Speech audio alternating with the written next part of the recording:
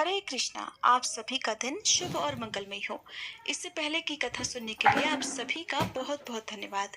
आज सुनिए माघ मास महात्म्य में आगे की कथा। इससे पहले के अध्याय में आपने सुना था कि किस प्रकार मुनि ने पिशाच को सुमार्ग बतलाया कि माघ मास में प्रयाग में जाकर स्नान करने से तुम्हें पिशाच योनि से मुक्ति मिल जाएगी।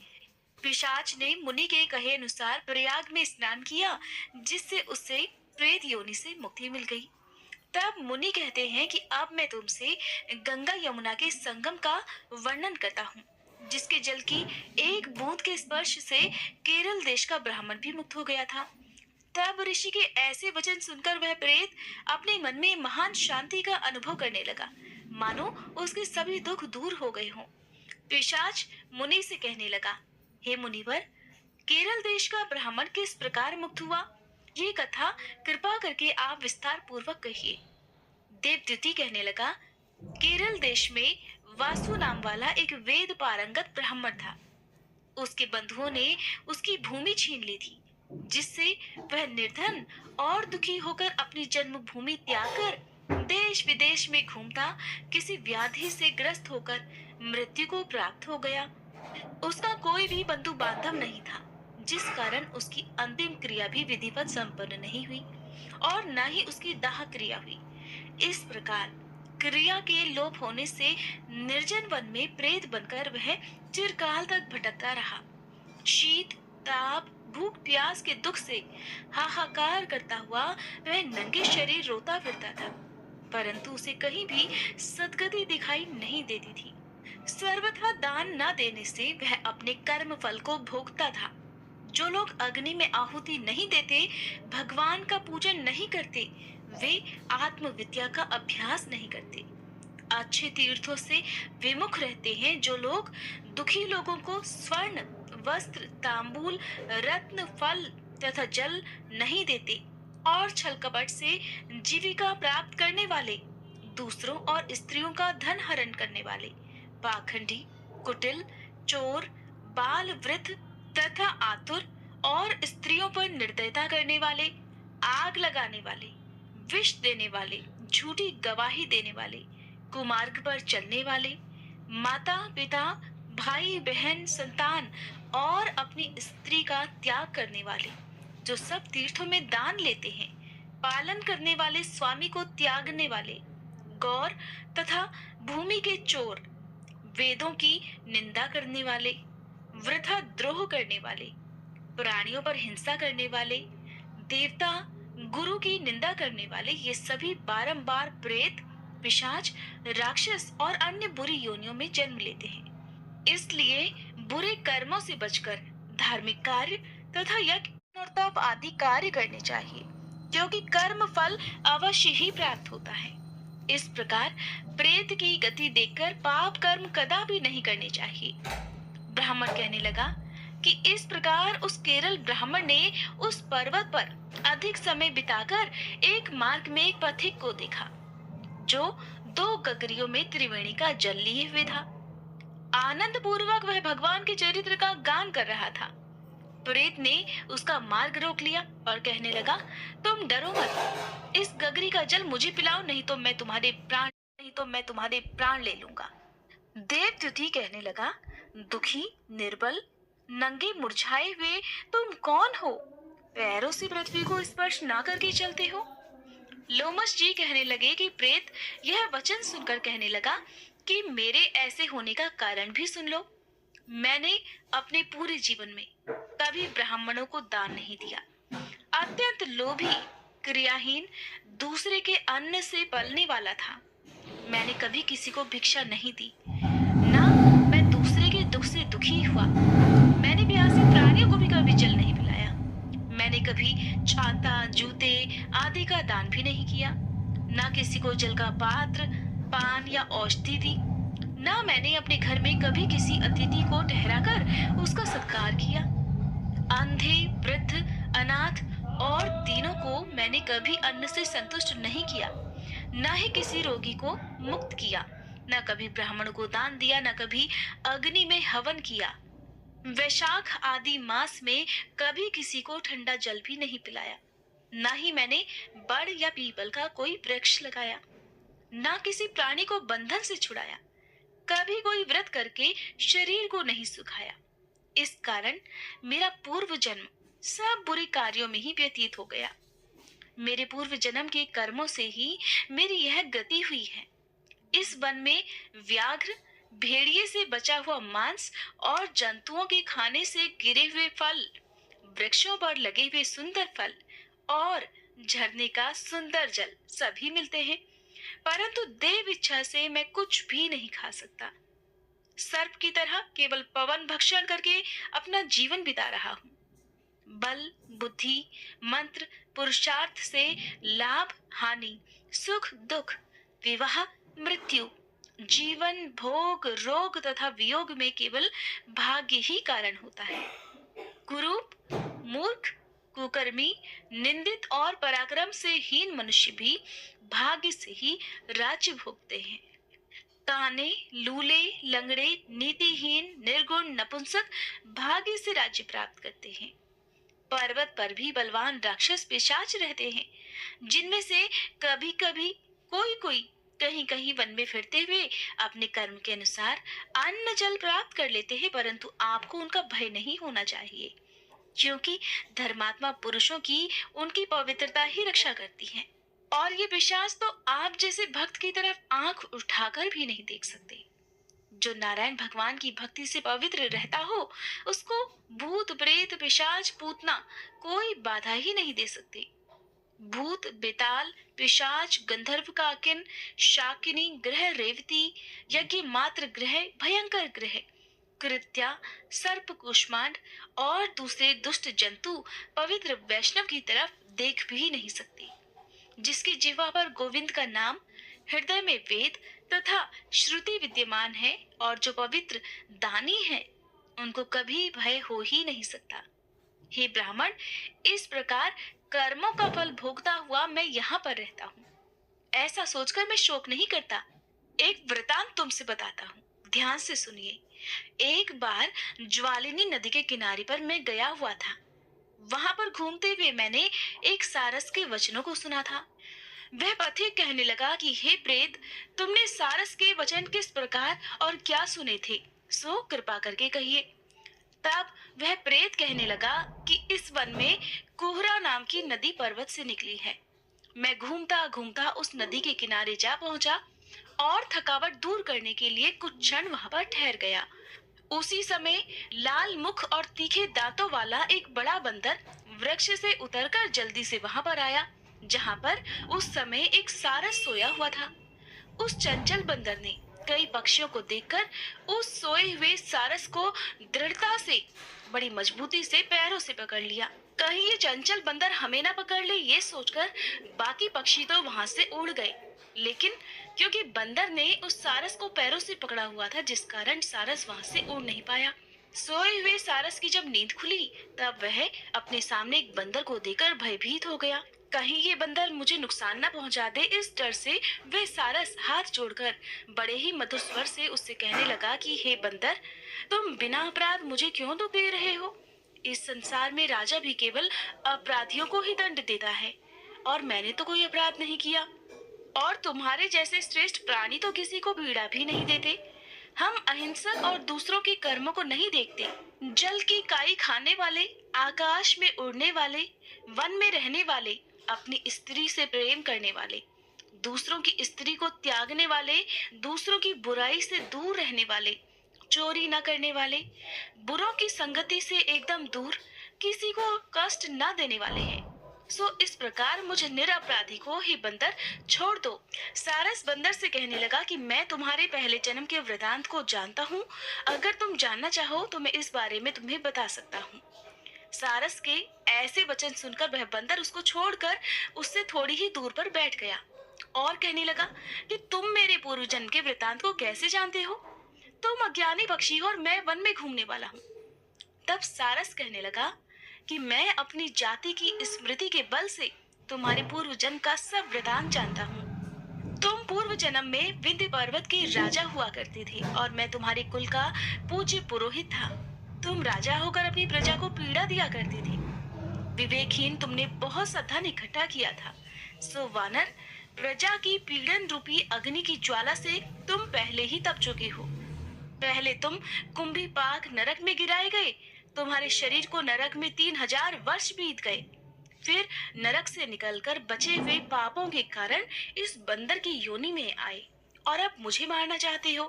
और तो और अपने पूर्व जन्म में तुमने ब्राह्मण की बाग से लूटकर बलपूर्वक फल भी खाए थे। उसका ये भयंकर फल हुआ कि तुम वानर और वनवासी हो गए। प्राणी अवश्य में अपने किए हुए कर्मों को भुगतता है, इससे देवता भी नहीं हटा सकते। इस प्रकार मैं सारस का जन्म लेकर भी अज्ञान से मोहित नहीं हुआ। इतनी बातें सुनकर वह बानर कहने लगा कि यदि तुम ठीक ही जानते हो तो फिर ये भी बताओ कि तुम पक्षी कैसे हुए। बानर की बात सुनकर सारस कहने लगा, मेरी दुर्गति का कारण भी सुन लो। तुमने नर्मदा नदी के किनारे पर सूर्य ग्रहण के समय बहुत से ब्राह्मणों के निमित्त 100 ढेर अन्न के दान किए थे। मैंने पुरोहिताई की मदद से थोड़ा सा ब्राह्मणों को दिया और बाकी सब मैं आप हर ले गया। इन ब्राह्मणों के द्रव्य का अपहरण करने के पाप से मैं पहले कालसूत्र नरक में और फिर रक्त करदूम नरक में, जहाँ पर बड़े बड़े कीड़े थे, रक्त और पीप से भरा हुआ नाभि तक नीचे सिर और ऊपर पैर किए हुए मैं उस दुर्गंध वाले नरक में कीड़ों आदि के द्वारा काटा गया और फिर 3000 वर्ष तक मैं उसी यातना को भुगत रहा था। मैं नरक के दुख का तो वर्णन ही नहीं कर सकता।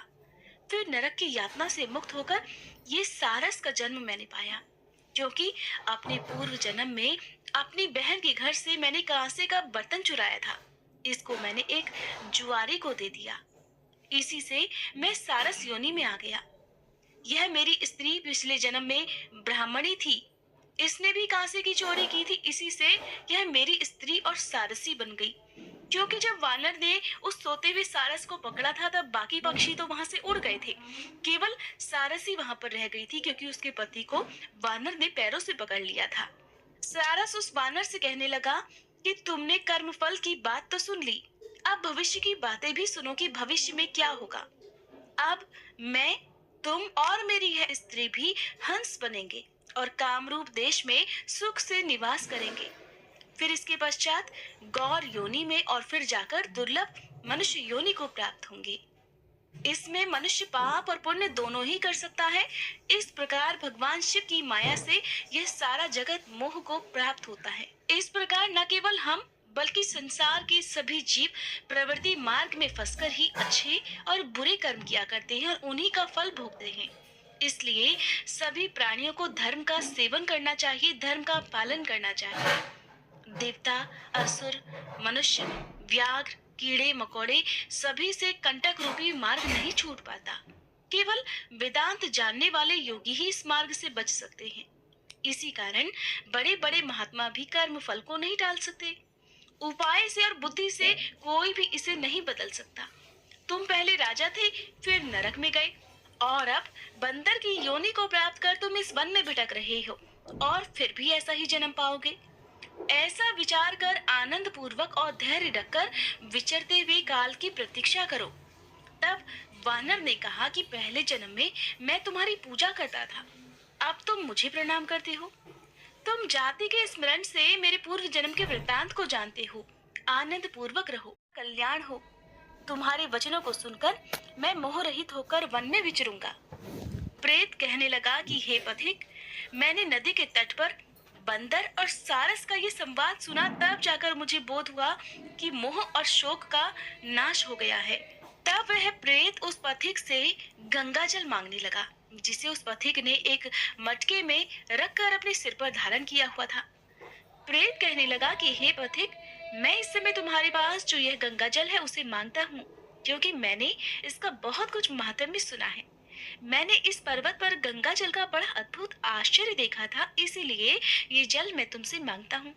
इस समय मैं प्रेत योनि में पड़ा हुआ महान दुख भुगत रहा हूँ। एक ब्राह्मण अनाधिकारी को यज्ञ कराकर ब्रह्म राक्षस हो गया। वह हमारे साथ 8 वर्षों तक रहा। उसके पुत्र ने उसकी अस्थियों को इकट्ठा करके गंगा जी में कनखल स्थान में गिरवा दिया, जिसके फलस्वरूप वह राक्षस तत्व को त्याग कर सदगति को उसी क्षण प्राप्त हो गया। मैंने प्रत्यक्ष देखा है, इसीलिए मैंने तुमसे इस गंगा जल को मांगने की प्रार्थना की है। मैंने अपने पहले जन्म में तीर्थ स्थानों में बड़े बड़े दान लिए थे और उनका प्रायश्चित नहीं किया था। इसी से मैं हजारों वर्षों तक इस प्रेत योनि, जिसमें अन्न और जल मिलना अति दुर्लभ है, दुख पा रहा हूँ। इस योनि में मुझे हे पथिक हजारों वर्ष बीत गए। इस समय यदि आप जल देकर मेरे प्राणों को जो कंठ तक आ गए हैं बचा सकते हैं तो बचाओ। कुष्ठ आदि रोग से भी मनुष्य प्राणों को त्याग करने की इच्छा नहीं रखता। देव ज्योति कहने लगे कि ऐसे उस प्रेत के वचन सुनकर वह ब्राह्मण बड़ा विस्मित हुआ और वह अपने मन में विचारने लगा कि संसार में पाप और पुण्य के फल अवश्य आ पड़ते हैं। देव, दानव, मनुष्य, कीड़े मकोड़े भी रोगों से पीड़ित होते हैं। बालक और वृद्धों को मरण, अंधा तथा कुबड़ापन, ऐश्वर्य, दरिद्रता, पांडित्य और मूर्खता सब कर्मों से ही प्राप्त होता है। इस कर्म भूमि में जिन्होंने न्याय से धन इकट्ठा किया है वह धन्य है। ये सुनकर वह प्रेत गदगद वाणी में कहने लगा कि हे पथिक, मैं जानता हूँ कि आप सर्वज्ञ हैं। आप कृपा कर मुझे जीवन का आधार ये जल इस प्रकार दो जैसे मेघ चातक को देता है। तब पथिक कहने लगा कि हे प्रेत, मेरे माता पिता भृगु क्षेत्र में बैठे हुए हैं। मैं ये जल उन्हीं के लिए लेकर आया हूँ। अब बीच में तुमने गंगा जी के संगम का जल मांग लिया, इसलिए मैं इसी धर्म संदेह में पड़ गया हूँ। क्या कांड वस्तु में यज्ञों को इतना नहीं मानता जितना प्राण रक्षा को मानता हूँ। इसलिए प्रेत को जल देकर तृप्त करके ही अपने माता पिता के लिए मैं फिर से जल लेकर आऊंगा। लोमश ऋषि कहने लगे कि इस प्रकार उस पथिक ने गंगा यमुना के संगम का पवित्र जल उस प्रेत को दे दिया। उस प्रेत ने प्रीति पूर्वक उस जल को पिया, जिसके पीने से उसी समय वह अपने प्रेत शरीर को छोड़कर दिव्य देहधारी हो गया। केरल कहने लगा कि बिंदु मात्र गंगा जल से ही वह प्रेत मुक्त हो गया। हम समझते हैं कि ब्रह्मा जी भी इस जल के गुण का वर्णन नहीं कर सकते, नहीं तो भला महादेव जी इस जल को मस्तक पर ही क्यों धारण करते। इस संसार में जो मनुष्य कर्म, वचन और मन के पापों से रंग गए हैं वह गंगा जल के बिना धुल ही नहीं सकते। गंगा जल के सेवन से मुक्ति सदा सन्मुख खड़ी रहती है।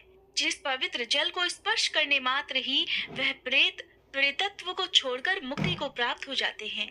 जो गंगा जी में स्नान करते हैं वह वैष्णवपद को प्राप्त होते हैं।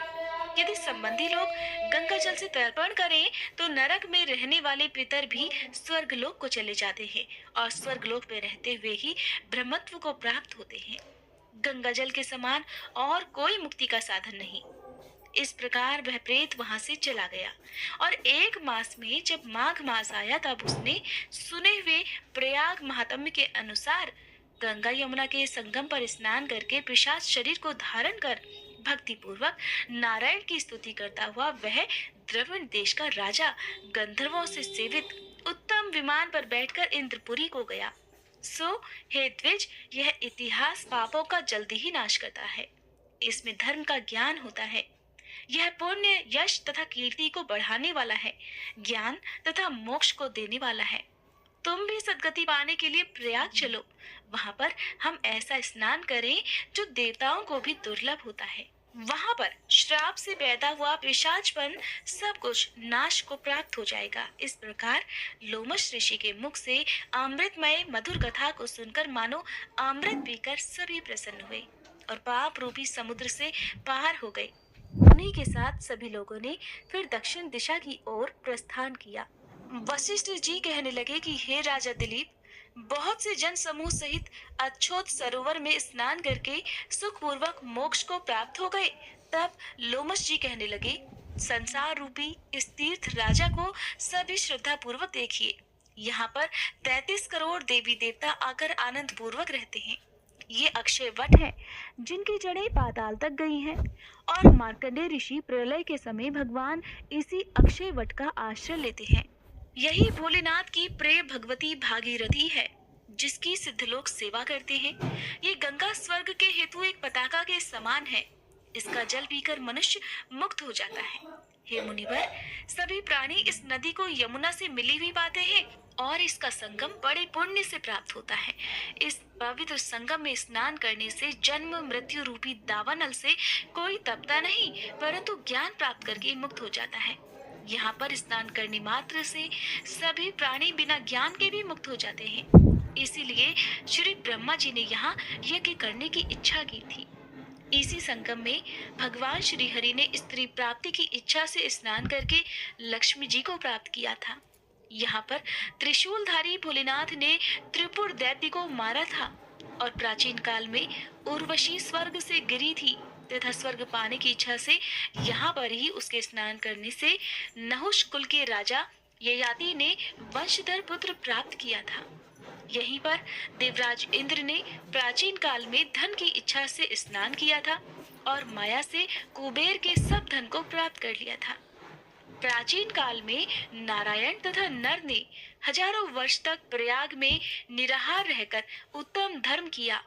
यहाँ से जैगाशव्य सन्यासी ने महादेव जी जैसी शक्ति वाले से विजय प्राप्त की थी और अणिमा आदि योग के अति दुर्लभ ऐश्वर्य प्राप्त किए थे।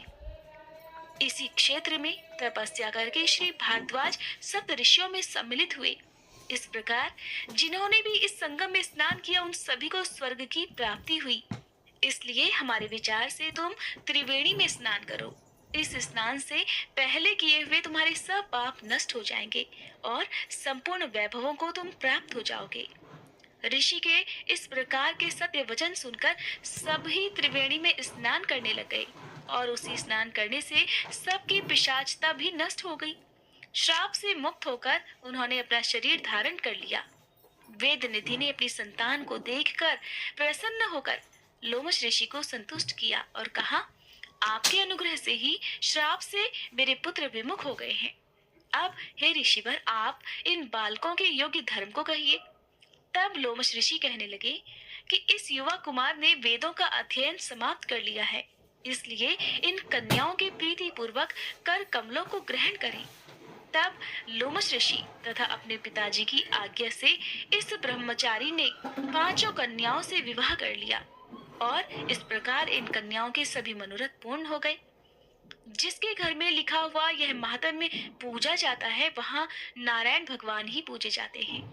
पुष्कर तीर्थ में, प्रयाग में, गंगा सागर में, देवालय में, कुरुक्षेत्र में और विशेष रूप से काशी में जाकर इसका पाठ अवश्य करना चाहिए। यदि आप पाठ ना कर पाए तो इस महात्म्य को सुनना अवश्य चाहिए। पुष्कर तीर्थ में ग्रहण के समय इसके पाठ का 2 गुना फल प्राप्त होता है और मरने के बाद मोक्ष की प्राप्ति होती है। हरे कृष्णा। आज के अध्याय में बस इतना ही। इसके आगे का वृतांत आप सभी अगली कथा में जरूर सुनिएगा।